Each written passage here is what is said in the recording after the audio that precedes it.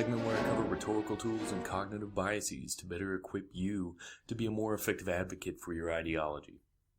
I hope that these segments will expand your toolbox and allow you to construct more compelling arguments. Today's topic is the Gervais principle. The Gervais principle is quite a lot of depth, which means we have a lot of ground to cover. Let's dive right in. The Gervais principle is named after Ricky Gervais, a British comedian best known for his work in the series The Office. This series was featured on British television and inspired a long-running American spin-off, both of which explore the elements of soul-crushing and nonsensical Western work culture. If you have not seen the series, I would highly recommend watching at least the first season, as it is very entertaining and has characters with clear analogs in almost any work environment. The Gervais principle, in short, is a heuristic to describe natural social organization based upon fundamental qualities of people's personalities. Imagine a pyramid where everyone in an organization is distributed. At the bottom of the pyramid exists the largest segment of the population, the losers. Losers get their title from the fact that they are on the losing end of the deal within the social contract. These are the skilled and unskilled workers, anything from cleaning bathrooms to senior code developers, whom produce the vast majority of value within the organization while are compensated the least through their wages or salary. Essentially, these are people whom have eschewed the risks of competing on their own behalf in the market for the safety and security of a regular wage. Let me emphasize that I'm not making an argument about inequality here. Losers voluntarily choose low risk over greater rewards.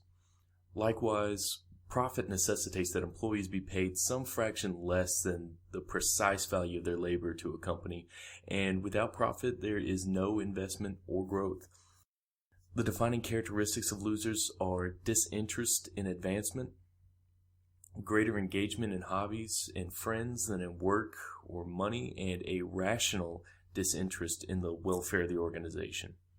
It's a problem of motivation, all right? Now, if I work my ass off and Initech ships a few extra units, I don't see another dime. So where's the motivation? Okay, next up, we have the Clueless. They are on the second layer of this pyramid. The Clueless are characterized by self-delusion. These are idealistic true believers that shake the pom-poms and define their self-worth from acceptance of or status within the group. Unintuitively, the Clueless are the least matured of these groups, yet they constitute the vast majority of administrators, supervisors, and bureaucrats.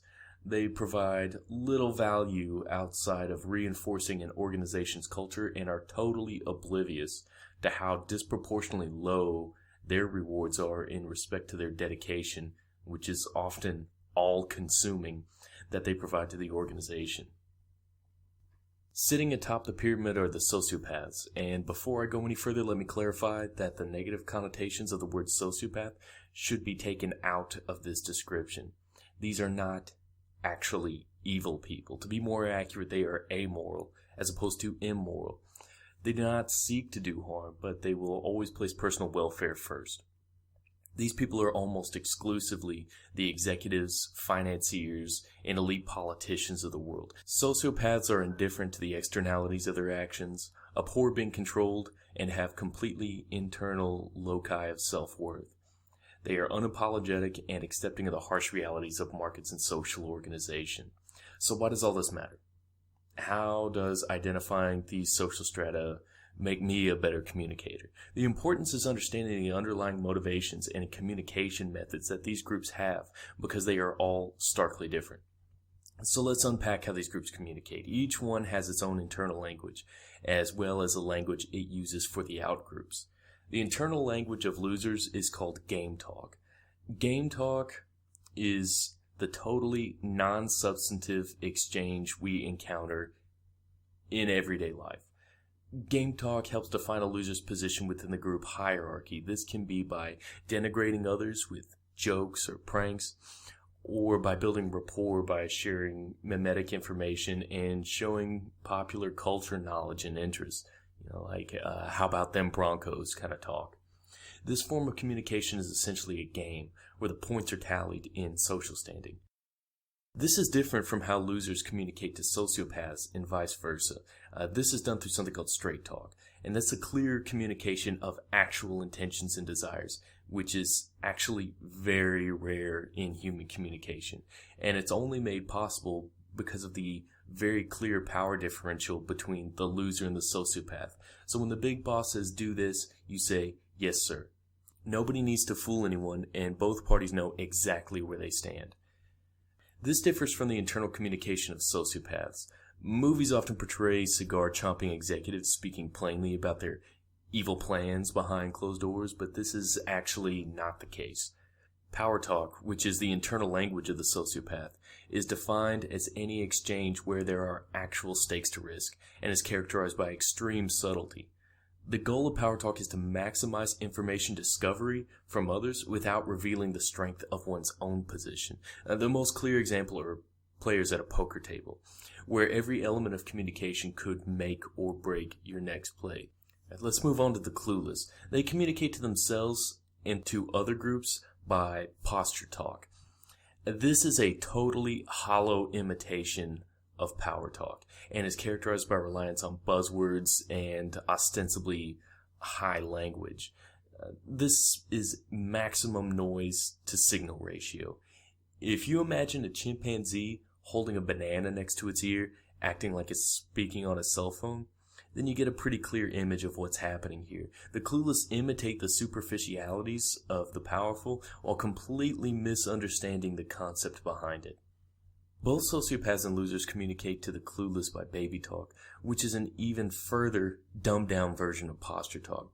Sociopaths and losers are entirely disinterested in the ideas motivating the clueless, but they're still forced to couch their language with the appropriate cues and buzzwords in a totally insincere fashion in order to get down on a level where they can communicate with the clueless. So let's recap on the most important takeaways from the different levels of this period, which is a quick summary of these groups' motivations. Sociopaths are motivated by personal empowerment, individual freedom, pecuniary advantage, and social leverage. They are entirely Machiavellian. Clueless, on the other hand, are motivated by idealistic intentions, awards and accolades from a group or society, and authority approval. These guys have drunk the Kool-Aid, and they are the actual believers. Losers, whom are the majority of the population, are motivated by status signaling, often by group identification, respect, and what Joe Badgett calls junk opulence, so petty privileges and amenities. Losers are fundamentally tribal and have little enterprise or personal sense of agency. If you're going to appeal to anyone, you need to understand that the rewards people seek vary substantially based upon where they fall within this pyramid, and you must also learn to speak the internal language of your target audience, with one caveat. Don't attempt to imitate power talk, because if power relationships don't change based on the conversation, then power talk just does not happen. If there are no stakes on the table, the subtlety is completely meaningless, and the imitation comes off as posture talk and shows that you really don't understand what you're talking about. I also like to live dangerously. So tailor your arguments to your audience and use what motivates them. I know that was a really long segment, but thanks for bearing with me. I think that once you understand this heuristic for describing social organization, much of the other segments will be more clear. So this has been Pro Tips for Propagandists. Keep thinking dangerously.